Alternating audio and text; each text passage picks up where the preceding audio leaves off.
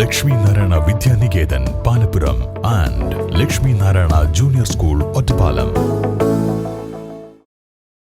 താലൂക്ക് ആസ്ഥാനമായ ഒറ്റപ്പാലത്ത് കായിക പ്രേമികളുടെ ചിരകാല സ്വപ്നമായ സ്റ്റേഡിയം പദ്ധതി യാഥാർത്ഥ്യമാകുന്നു. കണ്ണിയമ്പുറം സർക്കാർ ബദിര സ്കൂൾ മൈതാനത്തെ സ്റ്റേഡിയമാക്കി മാറ്റുന്നതിനുള്ള ദർഖാസ്ത് നടപടികൾ തുടക്കമായി. 2021-22 വർഷത്തെ ബഡ്ജറ്റിലെ 10 കോടി രൂപ ഫണ്ട് വിനിയോഗിച്ചാണ് നിർമ്മാണം ആരംഭിക്കുന്നത്. സ്ഥലപരിമിതി കണക്കിലെടുത്ത് ഇൻഡോർ സ്റ്റേഡിയം പദ്ധതി മാറ്റി ഒറ്റപ്പാലം സ്റ്റേഡിയം എന്ന പേരിലാണ് പദ്ധതി നടപ്പാക്കുന്നത്. ഇതിനുവേണ്ടിയുള്ള 1 ഏക്കറിലധികം വരുന്ന സ്ഥലത്തിന്റെ ഏറ്റെടുപ്പ് നടപടികൾ നേരത്തെ പൂർത്തിയായിരുന്നു. കായിക വകുപ്പിന് കീഴിലുള്ള സ്പോർട്സ് ഫൗണ്ടേഷൻ കേരളയ്ക്കാണ് നിർമ്മാണ ചുമതല. ഭിന്നശേഷിക്കാരെ കൂടി കണക്കിലെടുത്ത് അത്യാധുനിക സൗകര്യങ്ങളോടെയുള്ള മൾട്ടിപർപ്പസ് സ്റ്റേഡിയമാണ് വിഭാവനം ചെയ്തിട്ടുള്ളത്. റാമ്പ് സൗകര്യത്തോടെ ഇൻഡോർ ഗെയിംസ് കളിക്കാനുള്ള എല്ലാ സംവിധാനങ്ങളും സ്റ്റേഡിയത്തിലുണ്ടാവും.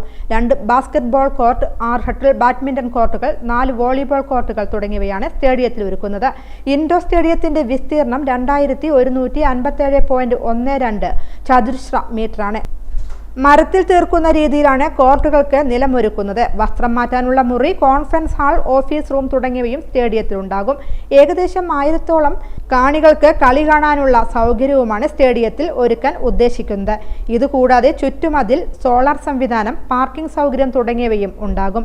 2013 ഒറ്റപ്പാലത്ത് ഒരു ഇൻഡോർ സ്റ്റേഡിയം വേണമെന്ന ആശയം ഉയരുന്നത്.